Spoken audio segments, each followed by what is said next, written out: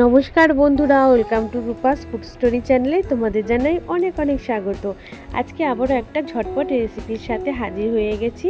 আজকে বানাবো ব্রেড পকোড়া। খুব সহজে চটজলদি কিভাবে বানিয়ে নেওয়া যায় সেটাই আজকে তোমাদের সাথে শেয়ার করব। চলো ঝটপট দেখে নেওয়া আজকে রেসিপি। এখানে নিয়ে নিয়েছি আমি পেঁয়াজ কুচি। এখানে ছোট সাইজের আমি 6টা পেঁয়াজ ছোট ছোট করে দেখো সুন্দর করে কুচি কুচি করে নিয়েছি। ছোট না, একটু বড়ই আছে পেঁয়াজগুলো। দেখো এবার পেঁয়াজের লেয়ারগুলো যাতে খুব সুন্দর ছেড়ে যায় তাই হাত দিয়ে হালকা করে একটু চটকে নিচ্ছি। দেখো এর ফলে কি হবে, পেঁয়াজের যে সব কটা লেয়ার খুব সুন্দর ছেড়ে ছেড়ে যাবে, একদম আলাদা হয়ে যাবে। এর ফলে আমরা যে ব্রেডের পকোড়াটা বানাবো সেটা খেতে কিন্তু দারুণ টেস্টি হবে। এইভাবে হাত দিয়ে খুব সহজেই কিন্তু ছাড়িয়ে নেওয়া যায়। দেখো সমস্তগুলো কিন্তু খুব সুন্দর ছাড়িয়ে নিয়েছি। এবার এখানে দিয়ে দিয়েছি আলু কুচি। আমি এখানে একটা ছোট সাইজের আলু, যেভাবে আমরা আলু ভাজা করে কাটি সেইভাবে আমি খুব পাতলা পাতলা করে কেটে নিয়েছি আলুগুলোকে। তা একটা আলুকে খুব ভালো করে জলে ধুয়ে পরিষ্কার করে নিয়েছি। সেই আলু কুচিটা এখানে কিন্তু আমি দিয়ে দিয়েছি। এবার এখানে দিয়ে দেবো আমি লঙ্কা কুচি। আর তোমরা যদি ঝাল খেতে বেশি পছন্দ করো সেই অনুযায়ী একটু লঙ্কাটা বেশি করে দিও। দেখো এখানে আমি লঙ্কা কুচি দিয়ে দিয়েছি। এখানে 3টে লঙ্কা কুচি আমি দিয়ে দিলাম। আর নিয়ে নিয়েছি ব্রেড পকোড়ার জন্য তো ব্রেড তো অবশ্যই লাগবে। তার জন্য দেখো এখানে আমি 4টে ব্রেড নিয়ে নিয়েছি। আমি এখানে সাদা ব্রেডগুলো নিয়েছি, তোমরা চাইলে ব্রাউন ব্রেডগুলোও নিতে পারো, কোনো অসুবিধে নেই। হাত দিয়ে দেখো খুব সহজেই ছোট ছোট করে একদম করে নিচ্ছি। তা এতে কিন্তু খুব সহজেই কিন্তু এটা কাজটা করা যায়, কোনো অসুবিধে নেই। তোমরা যদি চাও এটা মিক্সারে করতে সেটাও করতে পারো, তবে হাত দিয়েও কিন্তু এরকম ছোট ছোট টুকরো করে নিলেই হয়ে যায়। দেখো এইভাবে কিন্তু আমি হাত দিয়ে ছোট ছোট করে টুকরো করে নিচ্ছি। আর সন্ধ্যের সময় কিন্তু আমাদের সবারই কিন্তু একটুখানি মুখরোচক স্ন্যাক্স বা পকোড়া এসব খেতে কিন্তু খুব ইচ্ছে করে, তাই চটজলদি কিন্তু এইভাবে তোমরা বানিয়ে নিতে পারো একদম খুব সহজে ঝটপট বাড়িতে। এই ব্রেড পকোড়ার রেসিপিটি একদম খুব সহজেই তৈরি করা যায়, কিংবা হঠাৎ করে কোনো বাড়িতে গেস্ট আসলেও তোমরা কিন্তু তাদের আপ্যায়নের জন্য কিন্তু এই রেসিপিটা বাড়িতে খুব সহজেই চটজলদি তৈরি করে নিতে পারবে। দেখো একদমই সহজ রেসিপি। দেখো আমি এইভাবে কিন্তু সমস্ত ব্রেডগুলোকে হাতে নিয়েই কিন্তু ছোট ছোট করে টুকরো করে নিচ্ছি। আর ব্রেড তো যেহেতু নরম হয়, হাত দিয়ে করলেও কিন্তু এই কাজটা খুব তাড়াতাড়ি হয়ে যায়। দেখো সমস্ত ব্রেডগুলোকে কিন্তু একইভাবে কিন্তু আমি এইভাবে রেডি করে নিয়েছি। দেখো তারপর এখানে দিয়ে দিচ্ছি চালের গুঁড়ো। এখানে আমি হাফ বাটি মতন চালের গুঁড়ো দিয়ে দিয়েছি। তোমরা যদি মনে করো ময়দা দেবে সেটাও একটু দিতে পারো, কোনো অসুবিধে নেই। চালের গুঁড়োর সাথে তোমরা একটু ময়দাও ব্যবহার করতে পারো। তা চালের গুঁড়ো দিয়ে দেওয়ার পর এখানে দিয়ে দিচ্ছি লবণ। লবণটা স্বাদ অনুযায়ী দেবে, যাতে বেশি হলে আবার খেতে ভালো লাগবে না। আর দিয়ে দিলাম কাশ্মীরি লাল লঙ্কার গুঁড়ো, এটা রং হওয়ার জন্য।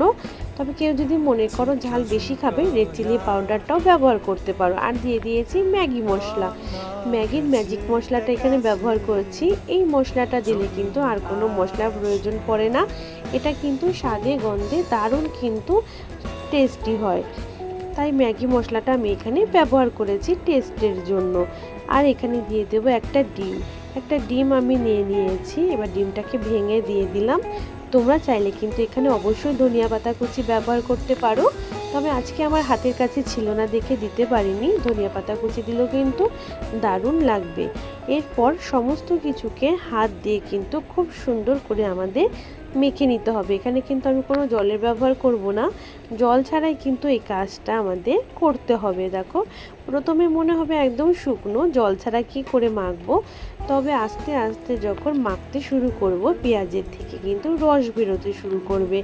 ভালো করে যখন আমরা হাতে চটকে চটকে মাখবো তখন পেঁয়াজের থেকে যে রস বেরোবে সেই রসেই কিন্তু এই সমস্ত মাখাটা কিন্তু আমাদের কমপ্লিট হয়ে যাবে।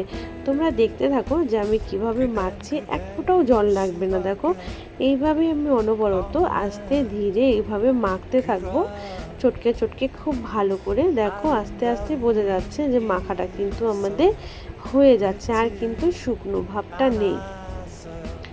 এইভাবেই অনবরত কিন্তু আমি খুব ভালো করে দেখো চটকে মেখে নিচ্ছি। আর মাখতে মাখতে কিন্তু দেখো এটা কিন্তু পেঁয়াজটাও নরম হয়ে যাচ্ছে, আর দেখো মাখাটাও কিন্তু আমার কমপ্লিট হয়ে যাচ্ছে। যেহেতু এখানে আমরা লবণের ব্যবহার করেছি, আর লবণ আর পেঁয়াজ একসাথে কিন্তু রাখলে কিন্তু এটার থেকে আরও পেঁয়াজটা নরম হয়ে যায় তাড়াতাড়ি, আর পেঁয়াজের থেকে অনেকটাই জল ছেড়ে দেয়।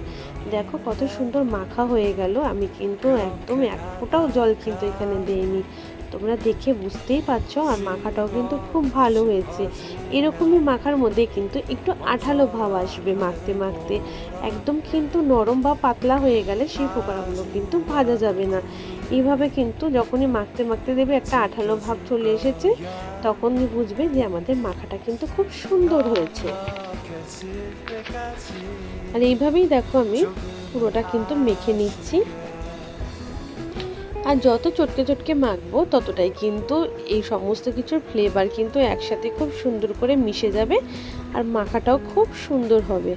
দেখো এবার আমার মাখাটা কিন্তু একদম পারফেক্ট হয়েছে, কমপ্লিট হয়ে গেল আমাদের মাখাটা।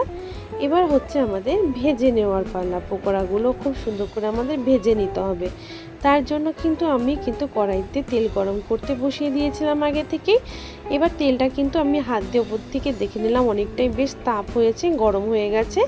এবার ছোট্ট ছোট্ট করে হাতে নেব, আর দেখো এভাবে ছেড়ে দেব পকোড়ার মতন। একদম খুব সহজেই কাজটা হয়ে যায়। হাতে একটু একটু করে নেব আর তেলের মধ্যে ছেড়ে দেব। ব্যাস, খুব সুন্দর আমাদের পকোড়া কিন্তু কয়েক মিনিটের মধ্যেই রেডি হয়ে যাবে। আর দেখো তেলটাকে কিন্তু প্রথমে কিন্তু হাইটে রেখে ভালো করে গরম করে নেব। লো ফ্লেমে কিন্তু এটা ভাজবো না, আমরা মিডিয়াম থেকে হাই ফ্লেমে রেখে কিন্তু পকোড়াগুলোকে ভেজে নিতে হবে। দেখো পকোড়াগুলো দিয়ে দিয়েছি। এবার আমরা একটা পিঠ হওয়া পর্যন্ত অপেক্ষা করতে হবে। একটা পিঠে যতক্ষণ না লালচে রং ধরছে ততক্ষণ কিন্তু আমাদের অবশ্যই ওয়েট করতে হবে। যখন দেখবো নিচের পিঠটা একটু হালকা লালচে রং ধরছে তখনই কিন্তু পকোড়াগুলোকে কিন্তু আমাদের উল্টে দিতে হবে। এইভাবে কিন্তু এক পিঠ অপর পিঠ কিন্তু উল্টে পাল্টে কিন্তু আমাদের সুন্দর করে লাল লাল করে কিন্তু পকোড়াগুলো কিন্তু ভেজে নিতে হবে। আর এই পকোড়াটা কিন্তু খুব সহজে চটজলদি তৈরি হয়ে যায়, খেতেও কিন্তু দারুণ টেস্টি হয়। সেটা কিন্তু তোমরা বাড়িতে না বানালে কিন্তু বুঝতে পারবে না। অবশ্যই বাড়িতে বানিয়ে খেয়ে দেখো, খুব ভালো লাগবে। দেখো এইভাবে উল্টে পাল্টে নিয়ে পকোড়াগুলোকে এরকম লাল লাল করে ভেজে নেব। তারপর নামিয়ে নিয়েছি। পরেরগুলো দেখো একইভাবে আমি ভেজে নেব। তেলের মধ্যে দেখো এইভাবেই দিয়ে দিচ্ছি। হাতে অল্প অল্প একটু একটু করে নিয়ে ছেড়ে দিলেই কোনো শেপ লাগে না, এটা যে কোনো শেপেই তোমরা এটা করতে পারো। তবে হাতে একটু একটু করে নেবে আর তেলের মধ্যে দিয়ে দেবে। ব্যাস, একদম সহজ কাজ। দেখো তারপর এবার দিয়ে দেওয়ার পর একটা পিঠ একদম লাল হওয়া পর্যন্ত অপেক্ষা করছি। দেখতেই পারছো একটা পিঠ যখন লাল হয়ে যাচ্ছে তারপরে কিন্তু উল্টে দিতে হবে আমাদের। এইভাবে কিন্তু একটা পিঠ উল্টে দিয়েছি আমি। এবার পরের নিচের পিঠটাও আবার যতক্ষণ না লাল হচ্ছে ততক্ষণ আমাদের একটু ওয়েট করতে হবে। দেখো একটা পিঠ আবার নিচের পিঠটাও সুন্দর লাল হয়ে গেছে। এর জন্য আবারও পকোড়াগুলোকে দেখো উল্টে দিচ্ছি সুন্দর করে। এইভাবেই কয়েক মিনিটের মধ্যেই সুন্দর করে নাড়াচাড়া করে নেব। এপিঠ ওপিঠ নাড়াচাড়া করে নিলেই আমাদের পকোড়াগুলো ভাজা কিন্তু একেবারে কমপ্লিট হয়ে যাবে। খুব তাড়াতাড়ি পকোড়াগুলো কিন্তু ভাজা হয়ে যায়, বেশিক্ষণ কিন্তু সময় কিন্তু লাগে না। দেখো কত সহজে চটজলদি কিন্তু আমরা ব্রেড, আলু আর ডিম দিয়ে কত সুন্দর একটা ঝটপট পকোড়া কিন্তু আমরা বাড়িতেই তৈরি করে নিলাম। এরকমই চটজলদি স্ন্যাক্স যদি বাড়িতেই আমরা তৈরি করে নিতে পারি তাহলে কিন্তু বাজার থেকে আর কিনে খাওয়ার কোনো প্রয়োজনই পড়ে না। দেখো কত সুন্দর রেডি হয়ে গেল। সেটা আমি প্লেটে এবার তোমাদের সার্ভ করে দেখাচ্ছি। পকোড়াগুলো কিন্তু দেখতেও কত সুন্দর হয়েছে আর খেতেও কিন্তু দারুণ টেস্টি হয়। বন্ধুরা তোমরা কিন্তু বাড়িতে অবশ্যই এই রেসিপিটি একবার বানিয়ে খেয়ে দেখো। ছোট বড় সকলেই ভীষণ আনন্দ করে খাবে এবং দেখবে আবারও তোমাকে বাড়িতে বানানোর জন্য রিকোয়েস্ট করবে। আজকের ভিডিওটা আশা করি নিশ্চয়ই আমার সমস্ত বন্ধুদের কাছে এই ভিডিওটা দেখার পর নিশ্চয়ই ভালো লাগবে। আর ভালো লাগলে অবশ্যই এই বন্ধুকে কিন্তু একটা লাইক, বন্ধুর ভিডিওতে একটা লাইক এবং এই ভিডিওটা আরও অন্যান্য বন্ধু বা ফ্যামিলির মাঝে শেয়ার করে দিও। আর আমার চ্যানেলে যদি নতুন বন্ধু এসে দেখো ভিডিওটা, অবশ্যই চ্যানেলটাকে সাবস্ক্রাইব করে নিও। পাশে থাকা বেল আইকনটাকেও প্রেস করতে ভুলো না। বেল আইকন প্রেস করলেই তুমি কিন্তু আমার সমস্ত নতুন নতুন ভিডিওর নোটিফিকেশান সবার আগে তোমার কাছে পৌঁছে যাবে, আর সমস্ত ভিডিওগুলো তুমি আমার দেখতে পারবে। আর এইরকমই সহজ সাধারণ আরও রেসিপি যদি দেখতে চাও, অবশ্যই আমার চ্যানেলে গিয়ে একবার দেখতে পারো। নানান ধরনের রেসিপি আছে, সহজ সরল রেসিপি, সেটা তুমি দেখে নিতে পারবে। দেখো আমি একটা পকোড়া ভেঙে দেখাচ্ছি। পকোড়াগুলো কিন্তু ভেতর থেকে খুব সুন্দর সেদ্ধ হয়েছে, আর খেতেও কিন্তু অসাধারণ হবে। তো অবশ্যই বাড়িতে বানিয়ে খেও বন্ধুরা, আর কমেন্ট করে জানিও কেমন লেগেছে এই রেসিপিটি। আবারও নতুন নতুন রেসিপির সাথে তোমাদের সাথে আবার দেখা হবে নতুন রেসিপির সাথে। আজ তাহলে এই পর্যন্তই। সমস্ত বন্ধুরা আমার খুব ভালো থেকো, হাসি খুশি থেকো। বাই।